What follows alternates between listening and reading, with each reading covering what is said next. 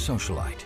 It was unbelievable that someone would do something like that just for money. An ambitious millionaire. I do believe that the truth is finally got an opportunity to come out. Palm Beach, the pinnacle of American high society and one of the most glamorous cities in the world. How far would someone go to get on the right guest list, to be asked to the right places? You'll see tonight on Power, Privilege, and Justice.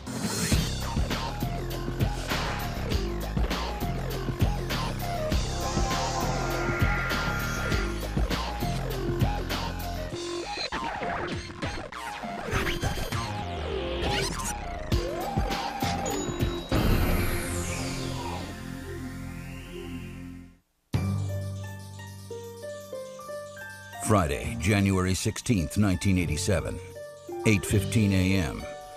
A doorway on Slayton Drive in the Tony Atlanta neighborhood of Buckhead stood open. Inside, a woman lay dead, a box of flowers at her side. Her name was Lita Sullivan. The murder of Lita Sullivan would echo from Buckhead to the mansions of Palm Beach. That's where she had lived with her husband, a wealthy opportunist named Jim Sullivan. His ambition and their rocky marriage became the focus of the mystery surrounding her death. Lita and Jim Sullivan were wed in a small ceremony in December of 1976. They made a striking couple. For Jim, it was a milepost on a journey that had begun 29 years earlier on the mean streets of Boston's notorious South Side. Jim was born with little money, but with plenty of smarts, and most of all, charm, a quality he would put to good use. Jim Sullivan would charm the pants off anyone. He could be incredibly charming. He had this faux Brahmin accent, and he would be very solicitous. He could be incredibly charming to people. He was also ambitious and ruthless. I think he's one of these individuals that has an unchecked ego and really didn't care how his actions affected other people. He's rather a brash individual. I guess better words might be arrogant. He comes off as an arrogant individual. Jim Sullivan didn't plan to stick around South Boston forever. His chance to get out came in 1973 from a relative in Macon, Georgia. His uncle, Frank Beanert, who had a liquor distributorship in Macon, Georgia, invited him down to help him run the business. Frank had no children. Older man. Sullivan went down. Uncle Frank had really wanted somebody to take the business over eventually and to provide for him in his old age. Jim agreed to come down, but only on the condition that Uncle Frank signed the company over to him in the event of his death. But after just a year on the job, relations between Jim and Uncle Frank grew tense. Jim Sullivan insisted that if the event Frank Beanert died, he was to get the whole business. His life would have it, or death would happen.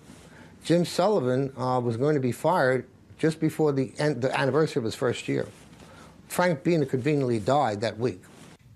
The timing of his uncle's death could not have been better for Jim Sullivan. The scruffy kid from South Boston now owned a $5 million business. But Jim was still a little rough around the edges, and that's where Lita came in. Lita McClinton was raised in Atlanta's upper-class African-American society. It was a world of well-to-do families, of gala events and exclusive clubs. Carmen Burns was a childhood friend of Lita McClinton. There was a black organization for youth called the Jack and Jill Club. They were members of that, and a lot of black children from upper-class families were at that time. And you went to certain functions, you went to cotillions, you became debutantes, sort of the same parallel that was in a white society. In the Jack and Jill Club, Lita learned early on the importance of manners and style.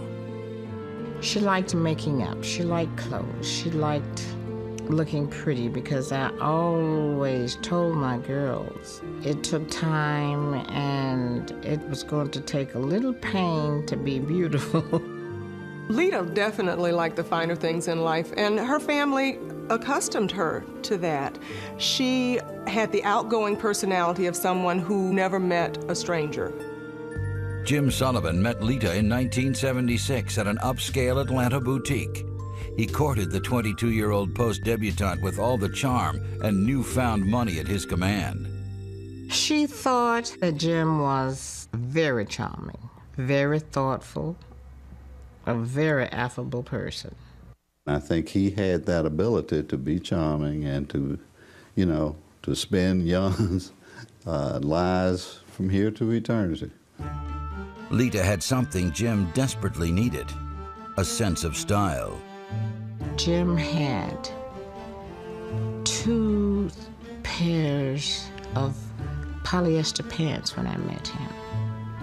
He had a green pair and a red pair. With Lita's help, Jim's look was completely transformed. He restyled his hair, got contact lenses, and started wearing expensive suits.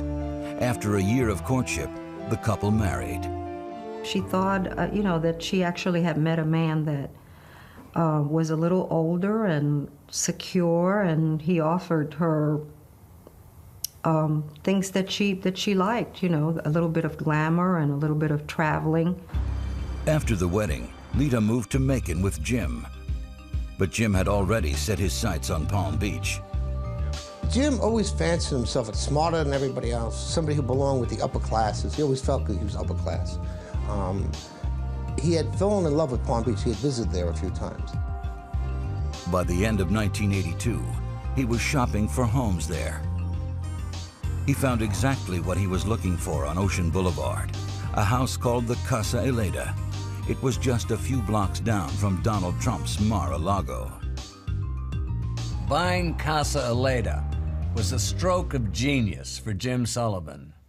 It was also a symbol of Sullivan's nouveau riche aspirations. But what Sullivan didn't know is that in Palm Beach, nouveau is a dirty word. When he moved into the Casa Eleda, he thought he had arrived.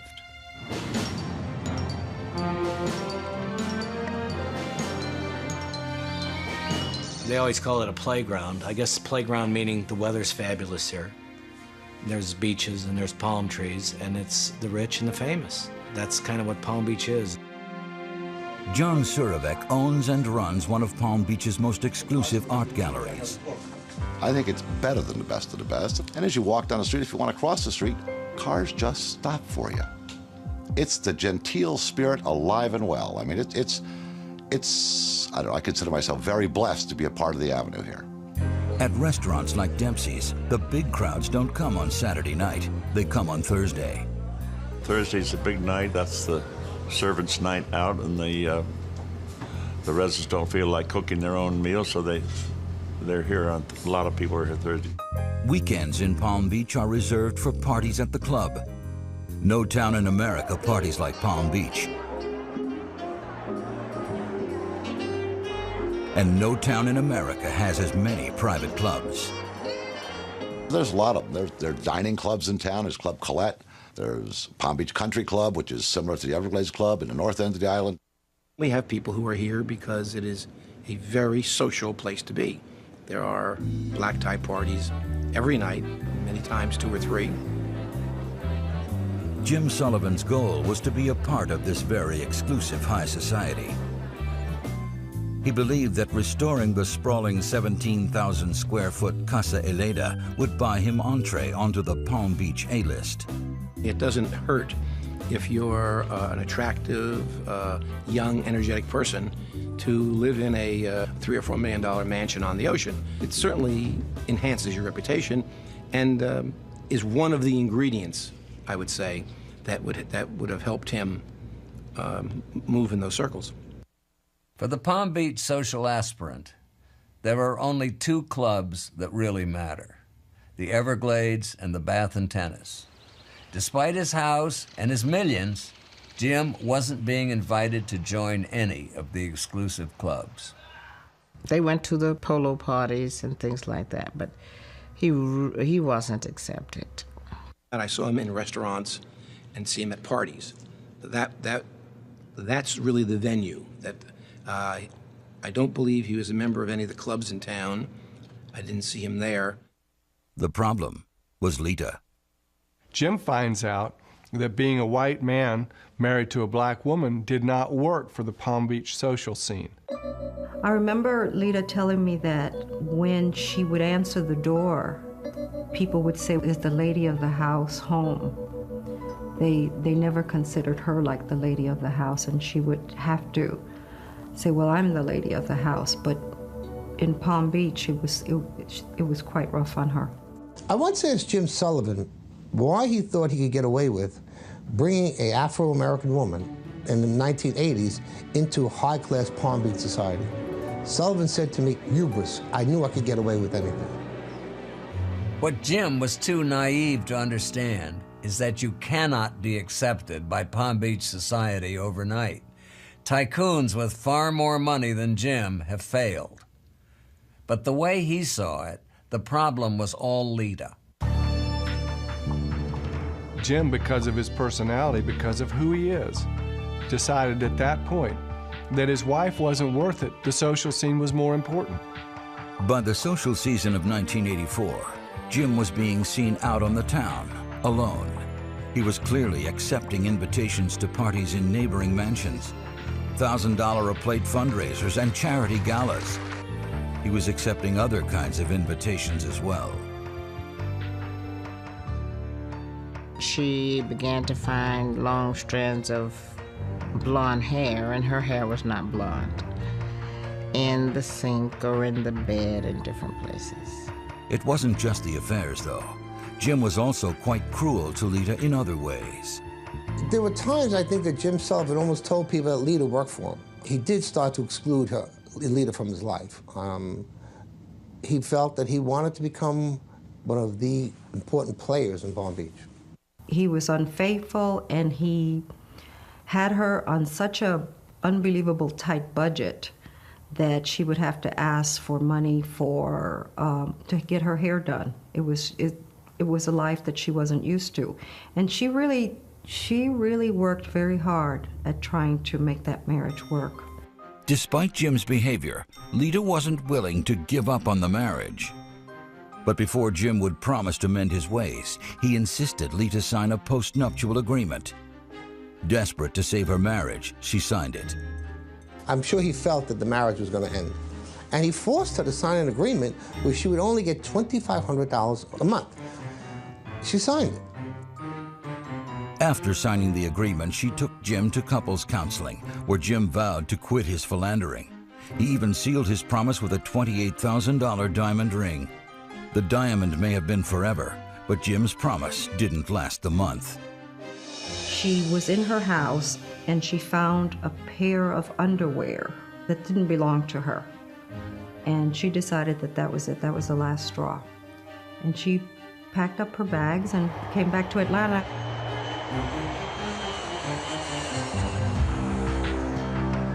Lita was finally ready to be rid of Jim Sullivan. In August of 1985, after she settled into a $400,000 Buckhead townhouse, Lita filed for divorce. Divorcing Jim Sullivan was one thing. Getting any of his assets was another.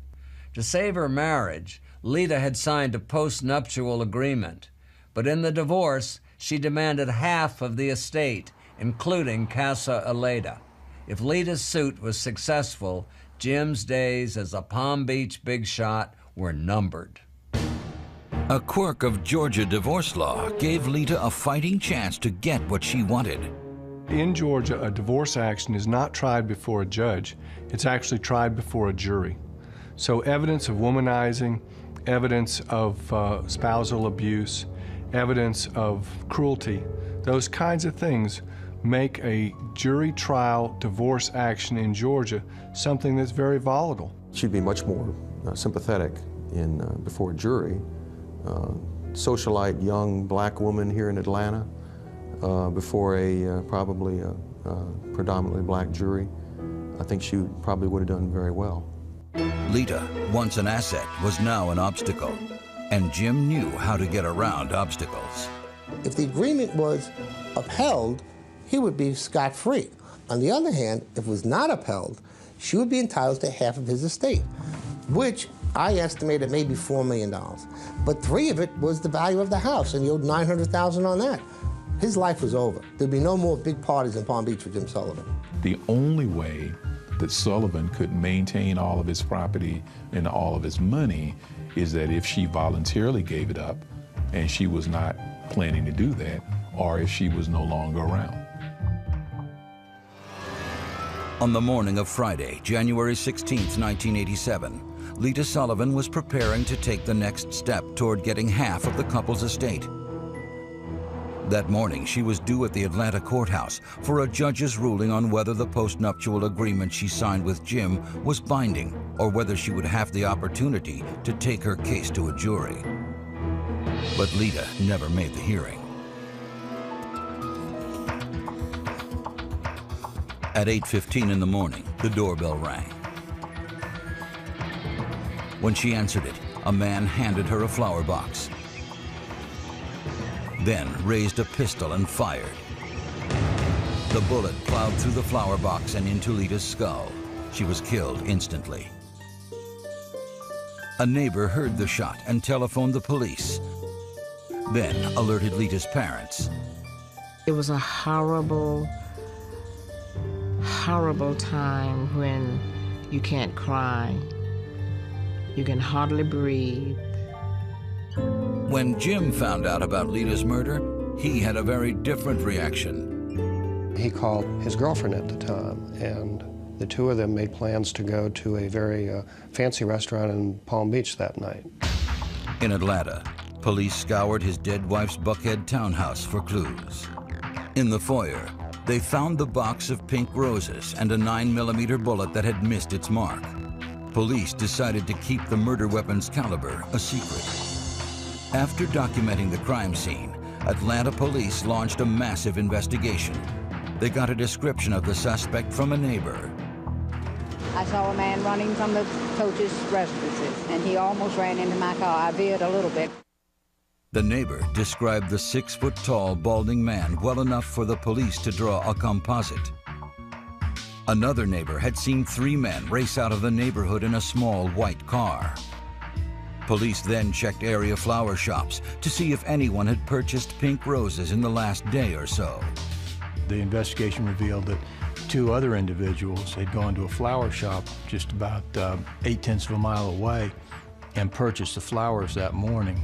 Investigators also established that 3 men driving a small white Japanese import had checked into a nearby Howard Johnson's a few days before the murder, all of them under what turned out to be false names. Hotel phone records revealed that the men placed 3 calls to Jim Sullivan's mansion in Palm Beach. And then a local photographer came forward with another clue. At Jim Sullivan's request, George Pearl was scheduled to videotape the contents of Lita's townhouse as evidence in the divorce hearing. But the day before the murder, Sullivan's lawyers abruptly canceled the shoot. I called them to ask, well, why is it we aren't doing this production that he really needs for his case? I don't know. He just doesn't want to do it. He's canceled it. The Atlanta police were confident that Jim Sullivan was somehow involved in Lita's murder. But down in Palm Beach, Jim had a different theory that he shared with anyone who asked. Jim made all sorts of accusations that he was not responsible, he wasn't guilty, there was no way, there was no reason for him to do that, he wasn't anywhere near. He started to try to slander Lita's background, that she might have been doing drugs and that maybe it was a drug hit. Carol Wright has been a reporter in Palm Beach since 1983. He implied that Lita was involved with drugs. There was never any evidence to establish that. But I think a lot of people bought that, believed that, and believed that he was innocent, that he was not involved in it, especially now, remember, because it was Palm Beach and Atlanta was another state, another town. On Monday, January 18th, investigators from Atlanta paid a visit to Palm Beach. They interviewed Jim Sullivan and subpoenaed his phone records. One call in particular got their attention. It was a collect call placed from a payphone at a rest area, a 40-minute drive from the Buckhead crime scene. A call placed 40 minutes after the crime. As they were leaving Atlanta, one of them got on the phone and called Sullivan, and they had a prearranged signal, we are alleging, and he delivered the signal, the word, to let him know that the killing had in fact taken place. But police still didn't have direct evidence tying Sullivan to the murder. Then, in February, the investigators got a break. In a phone tap of a call Jim Sullivan made to an old friend back in Macon, Jim said he knew Lita had been killed with a 9mm pistol. This is what is called a 9mm automatic pistol. Apparently it has 9 shells or cartridges, whatever you call them, bullets, instead of the normal 5 or 6. This is the sort of thing investigators live for. They kept the information about the murder weapon's caliber a secret for just this reason, that the killer would describe it and thereby give himself away. And of course, the person who described the caliber was none other than Jim Sullivan. But the new evidence by no means guaranteed that Sullivan would soon be facing justice. A man with his cunning and his money would not go down without a fight.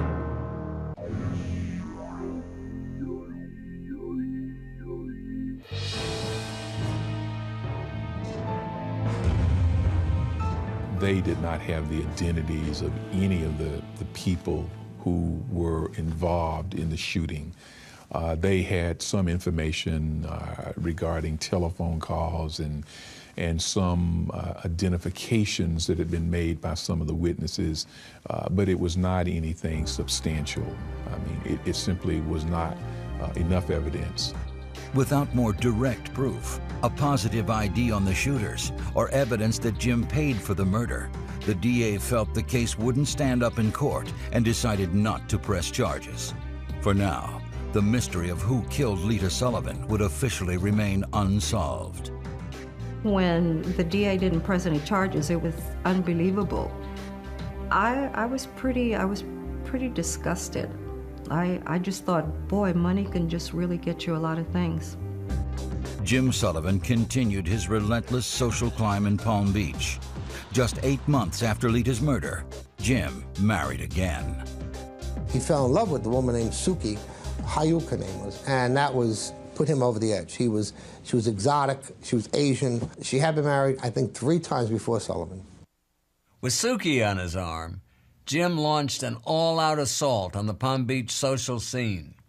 And this time, he was successful. Thanks to some well-placed campaign contributions, Jim got himself appointed to the head of the Palm Beach Historic Preservation Board. It gave him a lot of cachet. If you're on that committee, anyone who wants to do any major renovation or changes in their home has to get your approval. After many years of struggle, Jim Sullivan's dream had finally come true. He was in, and he enjoyed his elevated position in Palm Beach's rigid caste system to the fullest. He was a constant presence in Palm Beach's fanciest restaurants and on its most exclusive guest lists. He was a very pretentious, self-important person that, just went around town in his Mercedes and his Bentley trying to be a big shot. Ironically, it was something very small that would bring the big shot down. In 1990, he was pulled over for driving with an expired registration. The arrest would set off a chain of events that would eventually land Jim in court. Not just traffic court, federal court. All I had to do was send in a check, I think it was $25 or $50, and nothing never would have unraveled. But instead, he went to court and had his wife, Suki, testify in traffic court that the cop had made a mistake, that she was actually the one driving the car. Sullivan's tactic backfired, and an angry Palm Beach judge threw the book at him. Sullivan was sentenced to a year of house arrest for perjury, but that was only the beginning. Federal agents took the opportunity to search the Casa Eleda. They found a number of firearms that weren't registered to Sullivan. He warranted house arrest and now becomes a felony just to have the weapon. He had 4, including a sawed-off shotgun, which is a very serious weapon. Jim was sentenced to another 18 months of house arrest. The additional sentence was too much for his new wife, Suki. In November of 1990, she left Jim and filed for divorce. The proceedings became the juiciest scandal of the season. The divorce from Suki showed a cruel streak. It was a show business kind of divorce. It was all media attention divorce. He went to all this trouble to bring in all her clothes and all her belongings to show that she was an extravagant shopper.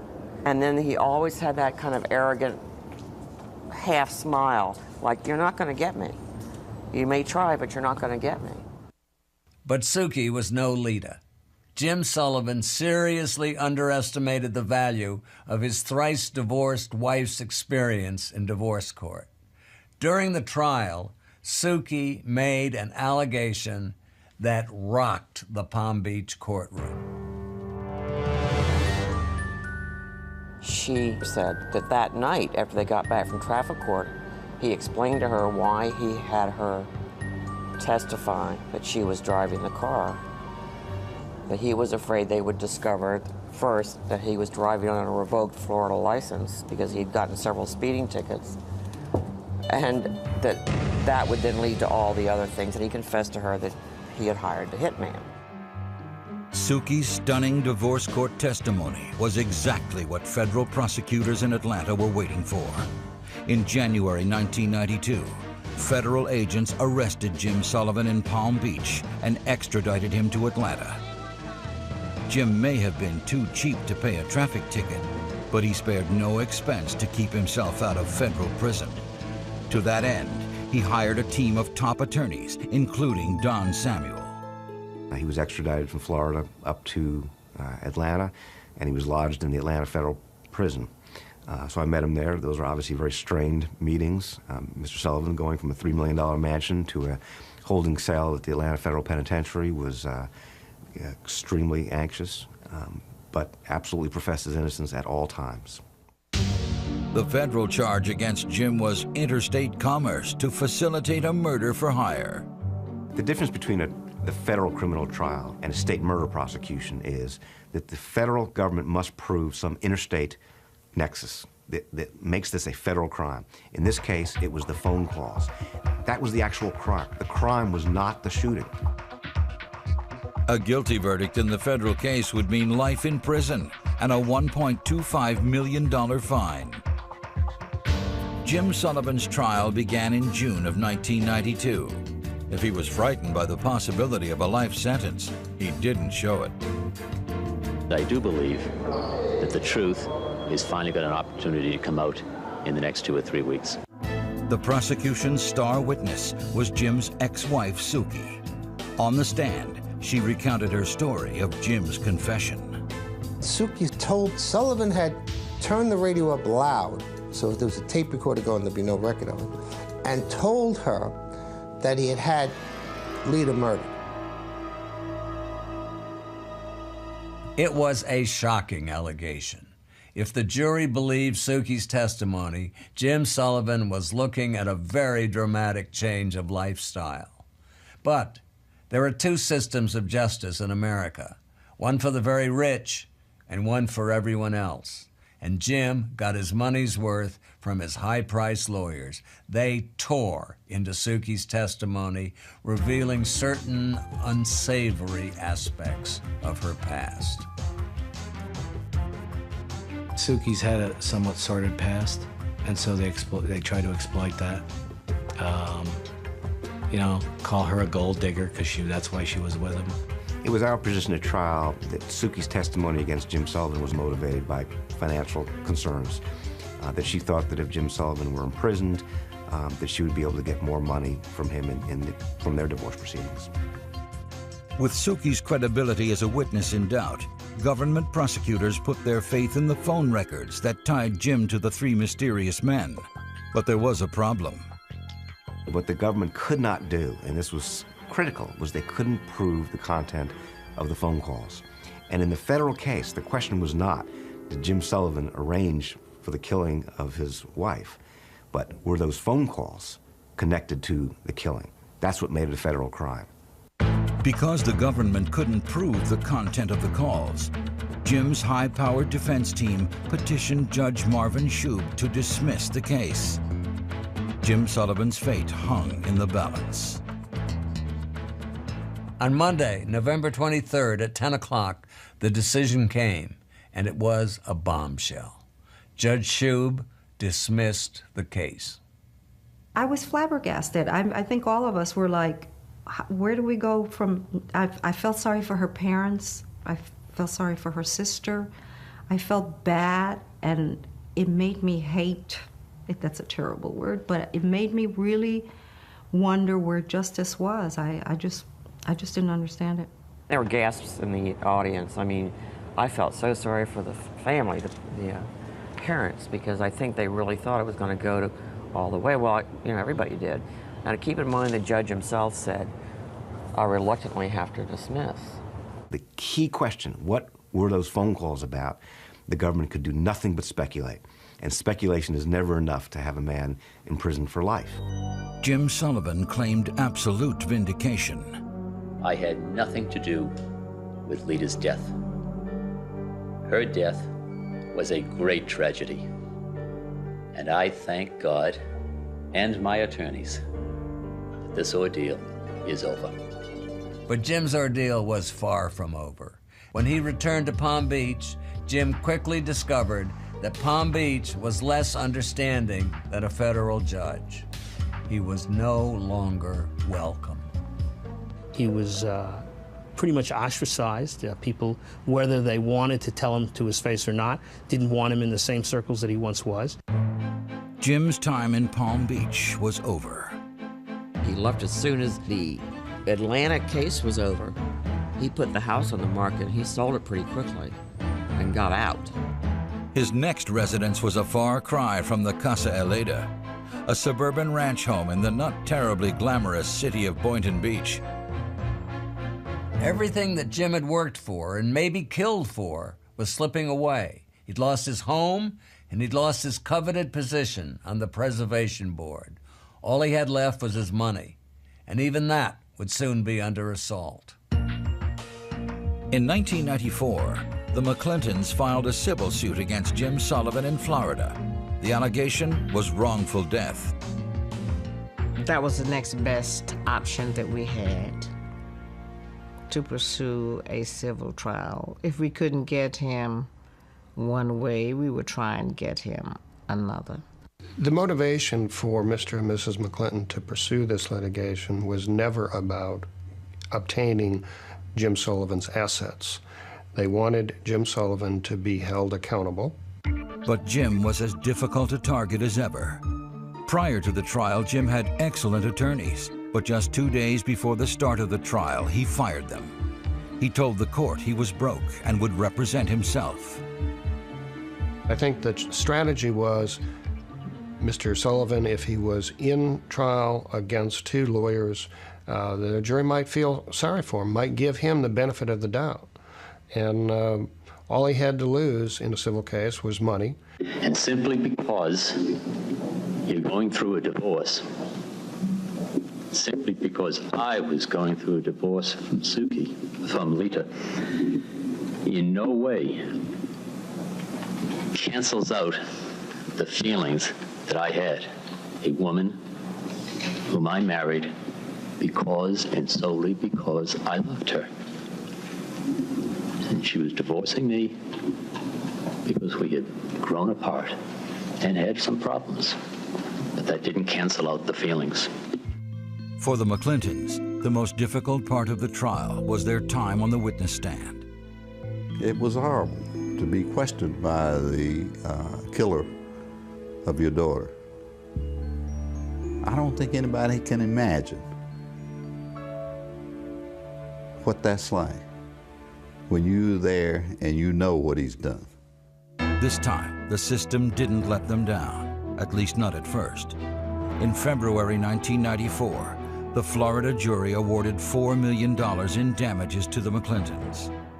It felt a relief It was vindication. But their satisfaction was short-lived. Jim appealed the decision to a higher court, and it was overturned on a technicality. Under the criminal justice system, the state has a person's life to prosecute murder. There is no statute of limitations.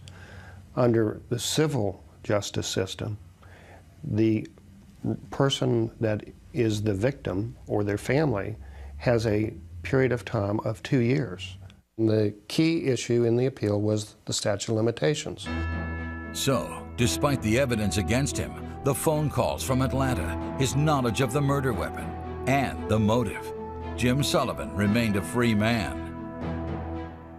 Jim Sullivan seemed to have more lives than a cat, but justice wasn't done with him yet. In January 1998, the Sullivan case was featured on the national magazine show Extra. Henry McClinton is obvious as they talk exclusively to Extra about their daughter Lita's murder 11 years ago. Lita Shortly afterward, authorities received an astounding phone call.